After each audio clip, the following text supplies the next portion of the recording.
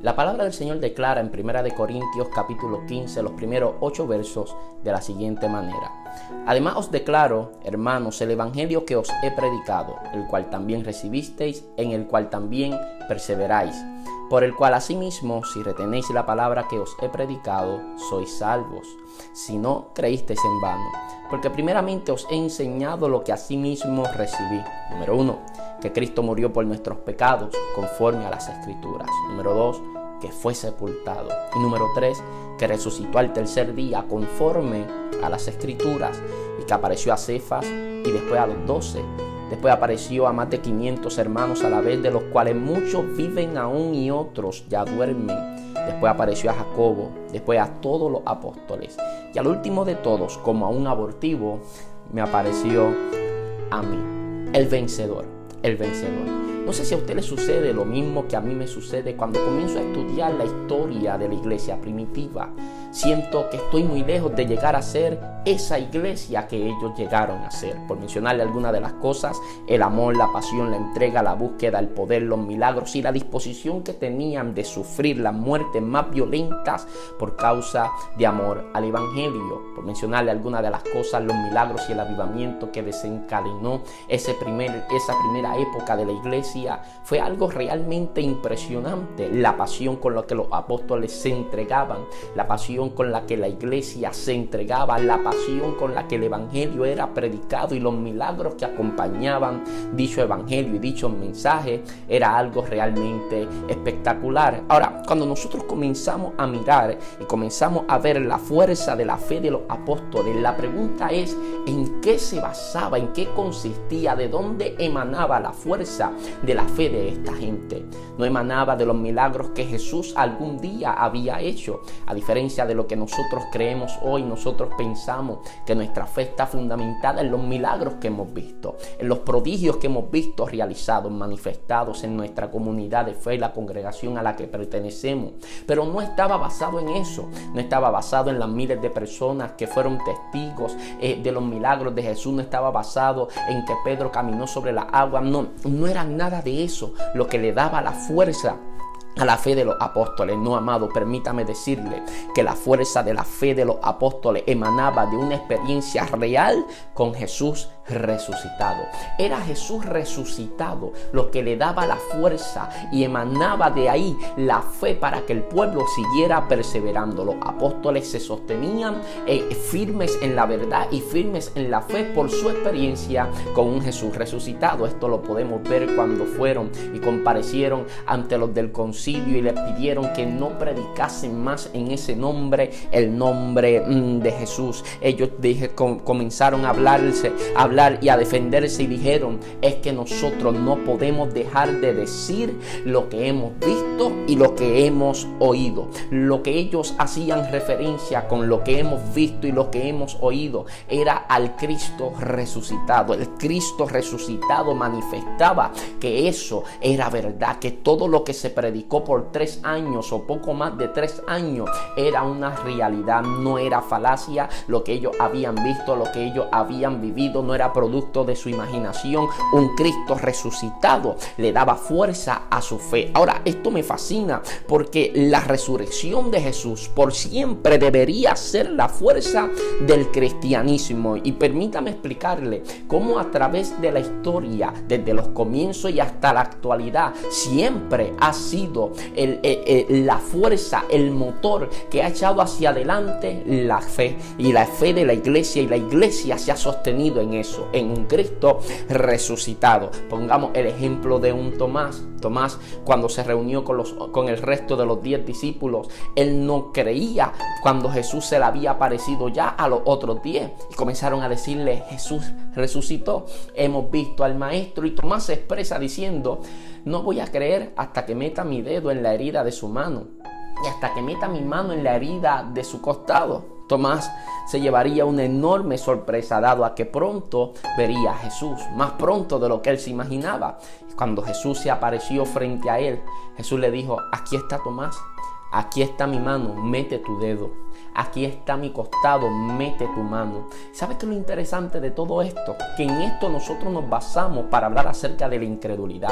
En esto nos basamos para hablar acerca de creer sin ver. Esta es la base bíblica que tanto nos fascina para hablar en contra de la incredulidad y tener una base bíblica en que fundamentarnos. Sin embargo, permítame decirle que Tomás, la historia de Tomás no termina ahí como muchas personas creen. La historia de Tomás es una historia extraordinaria y aunque no lo relata la escritura, la historia cuenta de que en ese primer siglo llegó a la India un gran misionero, que su mensaje era un mensaje acerca de un Cristo resucitado, y su mensaje no solamente era un mensaje en palabra, era un mensaje acompañado por grandes milagros y por grandes prodigios. Este hombre, se cuentan historias realmente extraordinarias, amado, que podríamos pasarnos el resto de este mensaje hablando solamente de los milagros que acompañaban a Tomás cuando llegó como misionero allá a la India. Cuando él estaba allí predicando y hablaba acerca de Cristo, su mensaje tenía algo que lo separaba del resto de los demás predicadores de la época.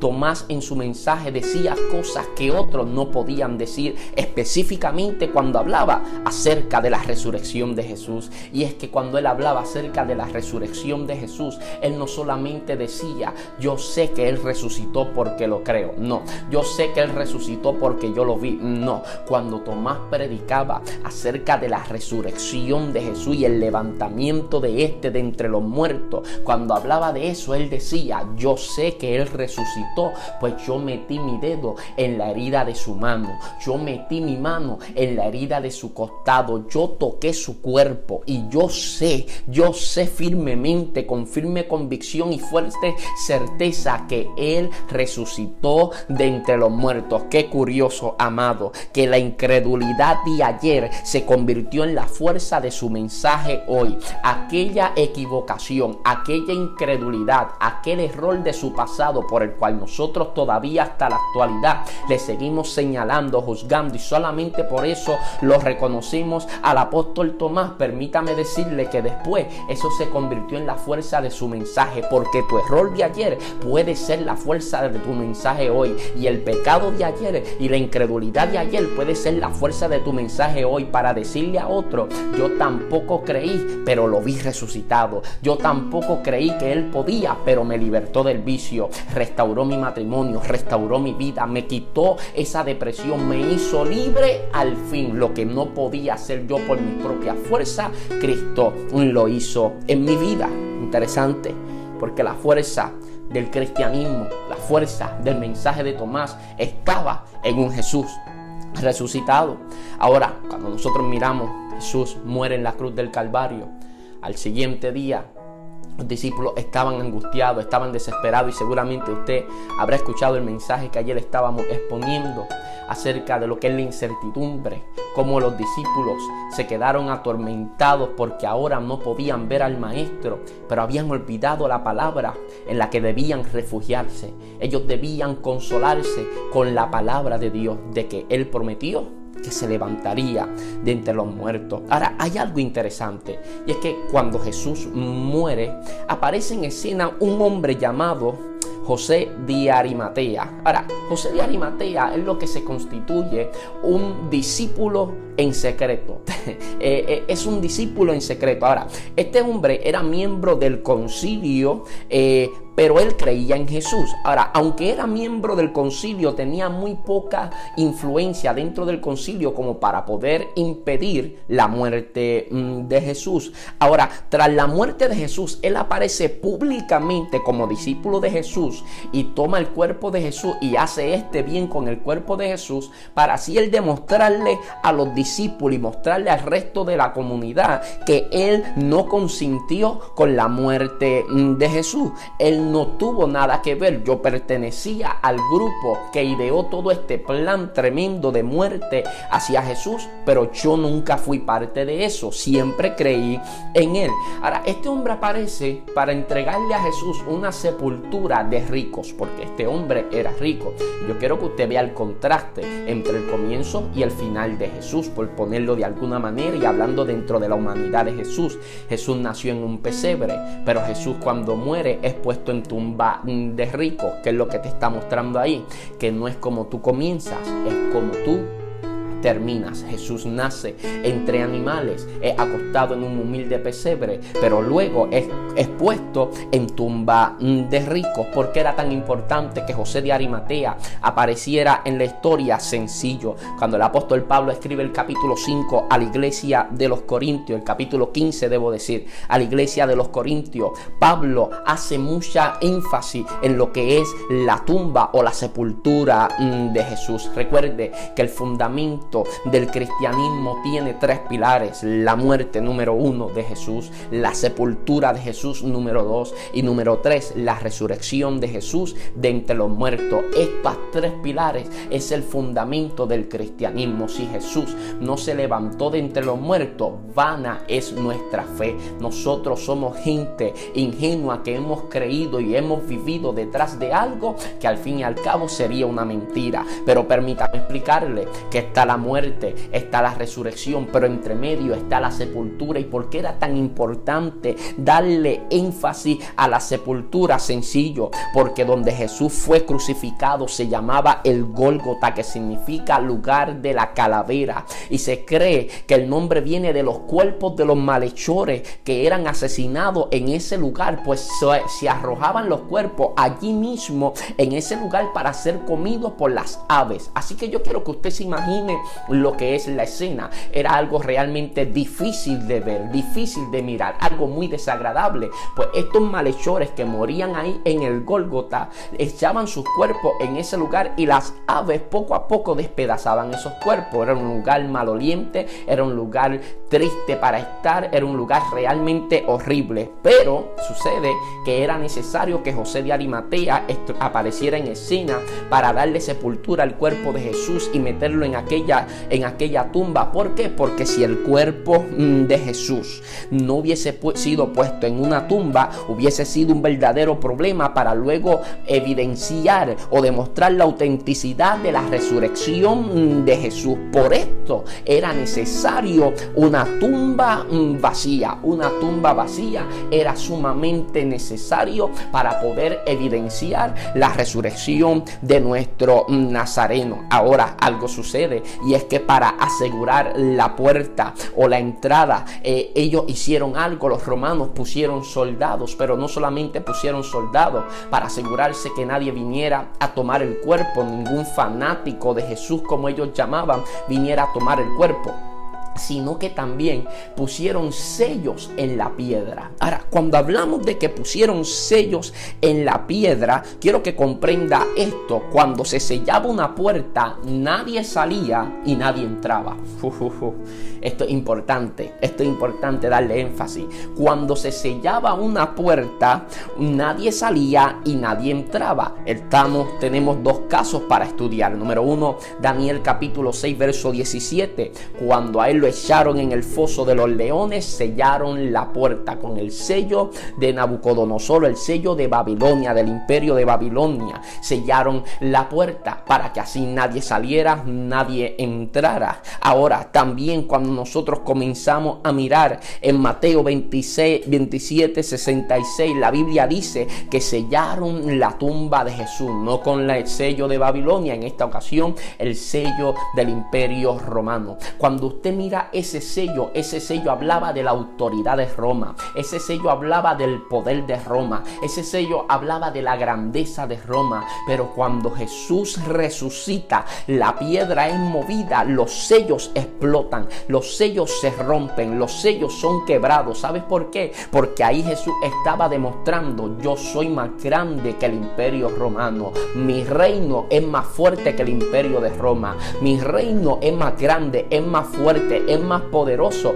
que el imperio de los romanos. Ahí Jesús se estaba estableciendo y empoderando como el vencedor, como el más grande de todos los tiempos, como el más poderoso de todos los poderosos. Yo le voy a decir algo: a veces en nuestra vida nosotros somos encerrados en fosos y en cuevas de depresión, y la sella el enemigo, aislando a la persona. Y más que nada, amado, quiero que entienda que solamente esos sellos los puede romper Dios. Estoy hablando de gente que está angustiada, estoy hablando de gente que está desesperada, estoy hablando de gente que está en depresión, estoy hablando de gente que la incertidumbre ya está abriendo la puerta y la depresión comienza a asomarse a su vida. La angustia le ha llevado a comenzar a coquetear con pensamientos suicidas. Y yo quiero decirle algo: el enemigo ha puesto un sello de muerte, ha puesto un sello de desolación, te ha metido en esa cueva que se llama dolor, te ha metido en esa cueva que se llama angustia. Pero el Cristo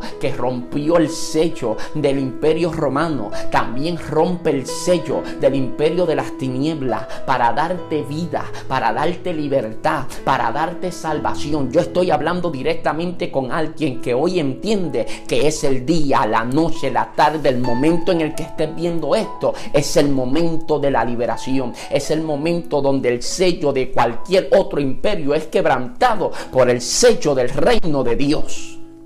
Jesucristo se levantó estableciendo que más grande que Él no hay otro. El enemigo sella la puerta para que tú no puedas salir. El enemigo sella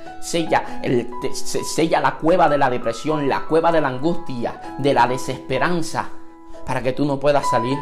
Pero que Él se prepare, porque Apocalipsis 23 declara que Él será lanzado al lago de fuego y sellada será la puerta del abismo para su destino eterno. Y el sello del cielo, no hay nada que lo rompa. No hay nadie que lo rompa. No hay nadie que pueda con eso. Jesús se levantó estableciéndose como Rey de Reyes y como Señor de Señores. Frederick Beck declaró que la roca que tapaba la tumba de Jesús era una piedrecilla comparada con la roca de las edades que había dentro. Me fascinan estas palabras de Beck. Él decía: la roca que tapaba la tumba de Jesús era una piedrecilla comparada con la roca de las edades que había dentro. Palabras de Frederick Beck. Me parece realmente interesante cómo la piedra no pudo detener el movimiento de Dios. El movimiento, lo que Dios había comenzado, la tumba no lo podía detener, la piedra no lo podía detener. Ahora no. Ya esto estaba muy avanzado, así que esto no lo podía detener. Ahora sucede algo: Jesús resucita. Y cuando Jesús resucita, el primer día de la semana, vienen las mujeres allí cerca de la tumba. Y cuando ellas se acercan, sucedió algo. Fueron corriendo. María Magdalena vio a Jesús. Primero le preguntó que dónde le habían puesto. No había reconocido al maestro. Ella, cuando lo reconoce, quiere tocarlo. El Señor le dice que no lo toque, que todavía no ha subido al Padre. Y usted conoce la historia. Ahora, hay un detalle. Otra versión de otro de los evangelistas. Y yo quiero que usted comprenda algo: que hayan versiones diferentes de acerca de la resurrección de Jesús no habla de contradicciones, habla de puntos de vista, de cómo cada cual recuerda la historia y de cómo cada cual logró investigar acerca de la historia en caso de que no haya estado presencial. Ahora quiero que vea lo siguiente interesante, porque las mujeres que se acercaban a la tumba fueron de las primeras en ver a Jesús. Y esto es importante. ¿Por qué? Porque la ley requería por lo menos 2 testigos en un asunto legal. En un asunto legal la ley establecía que tenían que haber mínimo 2 testigos. Pero hay un problema: Jesús tiene 2 testigos ahora mismo, pero la ley y la cultura judía no permitía a las mujeres como testigos. Lo que quiere decir que cuando Jesús resucita, a las mujeres lo ven resucitado. Jesús tiene más de 2 testigos. El problema es que son mujeres y la cultura no permite mujeres como testigos en un asunto legal. Esto lo único que me está mostrando es que otra vez Jesús estaba cambiando las reglas del juego.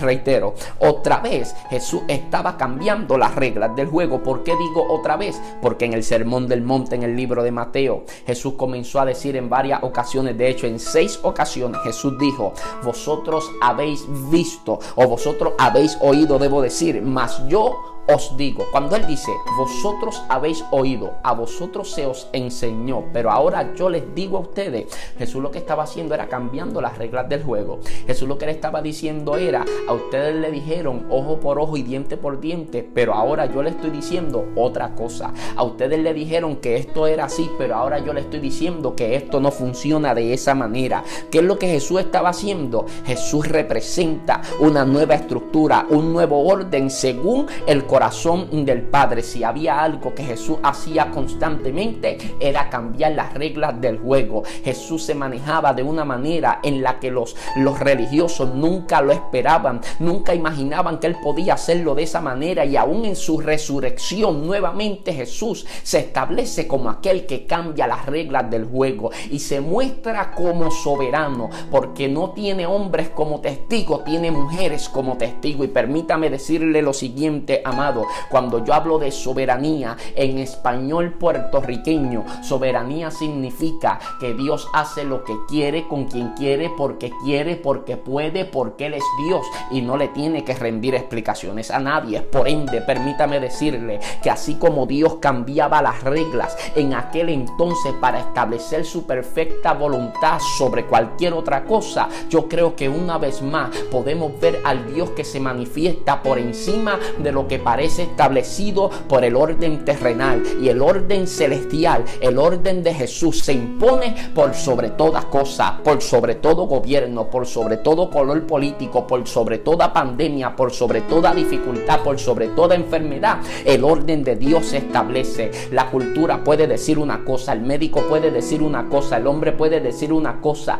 pero aquí la última palabra sobre tu vida la tiene el autor de la vida y se llama Dios. Oh, Cristo de la gloria. Cristo de la gloria.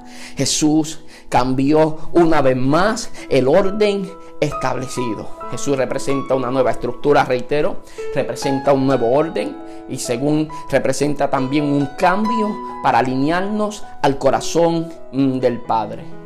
Otra de las versiones de los discípulos, o debo decir de los evangelistas, es que cuando fueron las mujeres, algunas de las mujeres vieron la piedra removida, y al ver la piedra removida fueron corriendo y buscaron, llamaron a los discípulos, llamaron a Pedro, llamaron a Juan. Y la Biblia dice que cuando ellos escucharon, Pedro y Juan escucharon que la piedra había sido removida, ellos comenzaron a correr. Y cuando corren, por alguna razón, y yo me sospecho que Pedro comía más que Juan, no sé si era por lo extrovertido que era Pedro, pero me sospecho que Pedro comía más que Juan, posiblemente era más pesado que Juan y quizá era menos atlético que Juan. Juan corrió más rápido que Pedro, y Juan llegó hasta la tumba de Jesús primero, pero se quedó parado en la puerta. Pedro llegó después, pero cuando Pedro llega después, Pedro entró a la tumba. Yo vengo a decirle a alguien hoy: no te quedes a la puerta. Usted no puede quedarse a la puerta de algo que puede ser tu próximo testimonio. Usted no puede quedarse a la puerta de algo que puede ser el milagro que tanto necesitas. No te puedes quedar a la puerta de lo que puede ser tu destino en Dios. No te quedes a la puerta. Por eso esto no se trata de quién llega primero, de quién corre más rápido. Esto se trata de quién se atreve a entrar. Y cuando Pedro llega, ya Juan estaba allí. Pero el problema es que Juan se había quedado a la puerta, pero Pedro se atreve a entrar. Y cuando Pedro entra, ellos se encuentran con varias cosas. Juan se da cuenta, Juan ve lo mismo que Pedro ve desde adentro, Juan lo estaba viendo desde afuera. ¿Qué era? Ellos se dieron cuenta que el lienzo estaba acomodado. Otras versiones dicen estaba doblado en la cabecera. Importante. El sudario estaba enrollado. No, el sudario es una cosa, pero lo que es importante aquí por la cultura hebrea es que el lienzo estaba doblado a la cabecera. Esto tiene un gran significado. Y dentro de la cultura hebrea esto tiene una gran aportación para lo que es el ámbito espiritual. Y te lo voy a explicar. Dentro de la cultura hebrea, cuando estaban los esclavos, los siervos, que servían y preparaban la mesa para su señor, preparaban lo que era la comida, el siervo, una vez llegaba a su señor y se sentaba a comer, el siervo se tenía que parar en un lugar fuera de la vista de su señor. Que su señor no le viera, que su señor pueda comer tranquilamente, pero el siervo, aunque está en un lugar desde donde su señor quizás no le puede ver, él tiene que estar al pendiente de lo que está haciendo su señor para que tan pronto el señor termine, él poder entonces continuar con sus labores, trabajar y recoger la mesa y limpiar todo lo que haya que limpiar.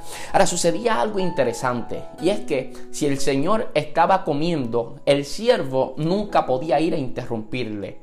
Por ninguna razón, a no ser que hubiese una emergencia extrema. El siervo no podía interrumpir al Señor mientras era la hora de la cena, mientras era la hora de alguna de las comidas, mientras el Señor estaba en la mesa, no habían interrupciones, no por parte de los siervos.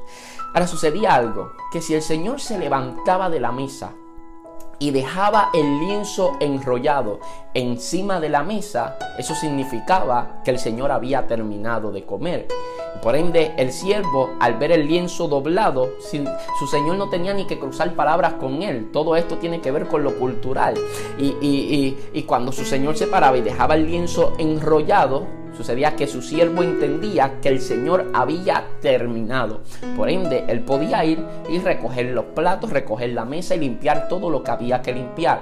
Pero si su señor se levantaba y dejaba el lienzo doblado, de la misma manera en la que los discípulos encontraron el lienzo de Jesús doblado a la cabecera, de allí donde estaba el cuerpo recostado, si el Señor se levantaba de la mesa y el lienzo lo dejaba doblado, el siervo no podía tocar la mesa, porque el lienzo doblado significaba regresaré.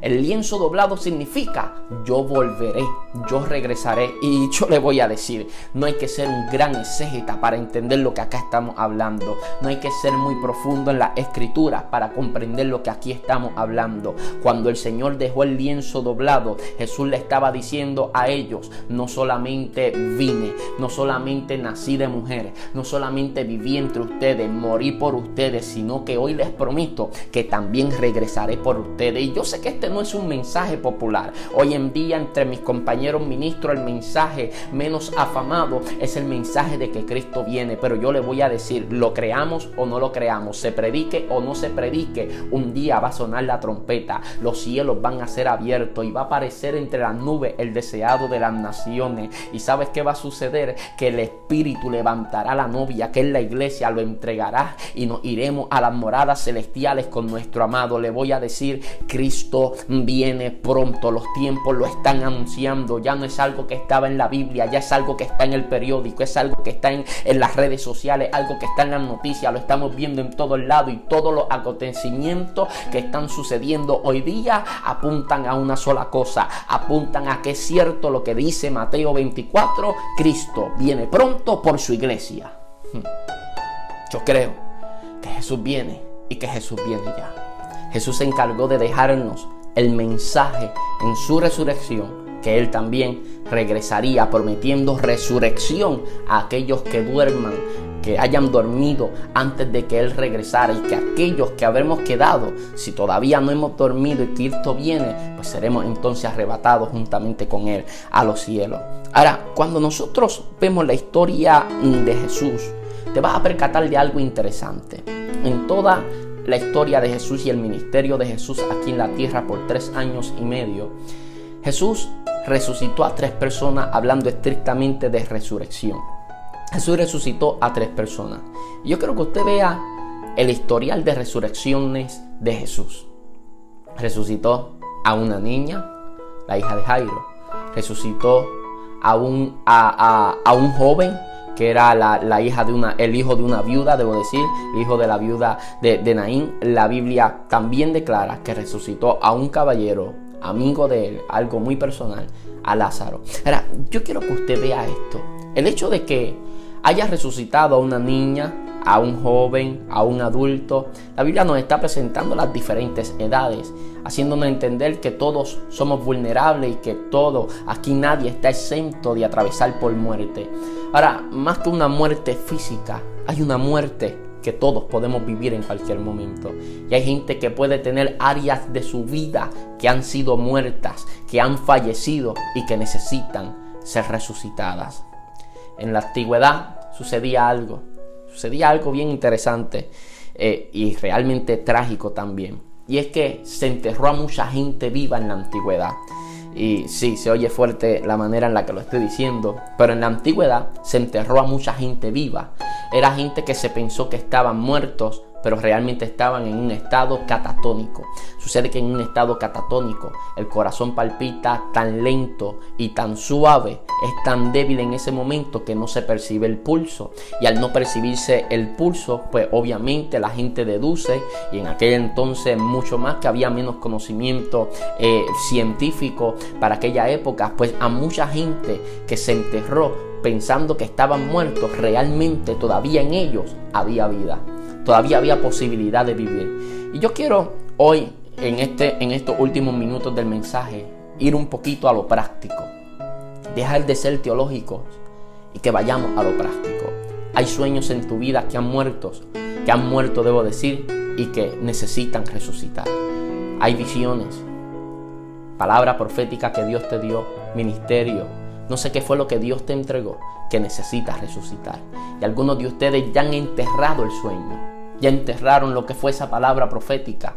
Ya han enterrado el llamado. Enterraron su relación con sus hijos. Ese matrimonio lo dieron por perdido y lo han enterrado. Y el Señor te dice, no está muerto. Está en un estado catatónico. Está durmiendo. Pero yo vengo a darle vida. Y yo creo que hoy es un buen momento. Este es un buen momento para que vuelvan a resucitar tus sueños. Vuelva a resucitar tu identidad en Dios. Vuelva a resucitar la pasión, vuelva a resucitar el deseo, vuelva a resucitar ese hombre y esa mujer de Dios que ha sido dominada por el hombre natural y la mujer natural. Pero detrás de ese hombre y esa mujer natural hay una mujer espiritual que se va a empoderar hoy, porque hoy es día de resurrección. Y yo hablo con firme certeza, con fuerte convicción, de que hoy algo tiene que resucitar en ti. No sé qué murió. Yo sé que Jesús se levantó de entre los muertos y Él me promete que todo lo que en mí muera tiene la esperanza de volver a levantarse. Y hoy yo quiero decirte, tú tienes esperanza, tus sueños tienen esperanza, tu matrimonio tiene esperanza, tus hijos tienen esperanza. No sé qué área de tu vida está en estado catatónico, pero quiero decirte que en Cristo hay oportunidades nuevas. Yo creo que hoy algo vuelve a resucitar. Quiero que ahí donde estás, inclines tu rostro y me concedas el espacio de hacer una oración de 30 segundos. Pero quiero que hagas algo. Quiero que te sinceres con Dios. Quizás está acompañado de tu familia en este momento. Quizás hay alguien que está viendo esto juntamente contigo. No sientas pena, no sientas vergüenza. No importa quién está alrededor tuyo. Si hay un grupo, si hay más de una persona en este momento, olvídate de quién está a tu lado. De hecho, en un acuerdo común, cierren sus ojos, inclinen su rostro y cada uno sea honesto y sincero con Dios. Sé transparente. Primero, a introspección. Evalúate qué ha muerto en ti, qué ya no vive en ti, qué ya no brilla en ti. La pasión, los sueños de Dios, el llamado de Dios, el hombre espiritual, la mujer espiritual. ¿Qué se apagó en usted? Identifíquelo en este momento. Pero por favor, sea honesto con usted mismo. Sea honesta con usted misma. Es sumamente importante. Y ahora dígaselo a Dios. Dígale, Señor, han muerto mis pasiones. Mi pasión por tu palabra, mi pasión y mi hambre, mi apetito espiritual se ha muerto. No me siento un hombre espiritual, no me siento una mujer espiritual. Algo ha pasado en mí, algo se ha muerto y necesito que tú me vuelvas a levantar. Yo necesito volver a levantarme. Yo necesito que resucite la pasión, el sueño. Que vuelva a levantar y a darle vida a mi matrimonio, a mi relación con mis hijos. Que hagas algo en mi ministerio. Alguien que me está escuchando hoy se encuentra en un estado catatónico. Y yo quiero decirte, todavía hay vida. Todavía hay esperanza. Padre, en el nombre de Jesús, yo te presento a cada uno de mis hermanos que están al alcance de mi voz. Que de alguna manera esta palabra ha llegado hasta ellos. Ha llegado hasta ellos. Y yo te pido, Dios mío, que esa área de su vida que se encuentra en estado catatónico, así como tú te levantaste de entre los muertos, pido, Señor, que vuelvan a resucitar sueños, llamados, ministerios, pasiones, el hombre, la mujer espiritual que hay detrás de esa mujer desesperada, de ese hombre angustiado, detrás de esa depresión que le atormenta. Yo creo que se empodera, resucita, se levanta el hombre y la mujer de Dios.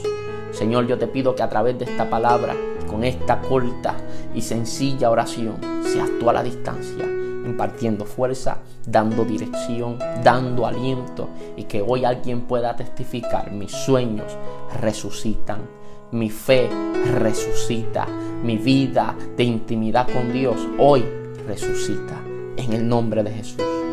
Amén y amén. Gracias por haber estado al otro lado, escuchando esta palabra. Deseo haber bendecido tu vida con esta palabra, que haya sido de mucha edificación. Muchas gracias por estar al otro lado. Dios te bendiga.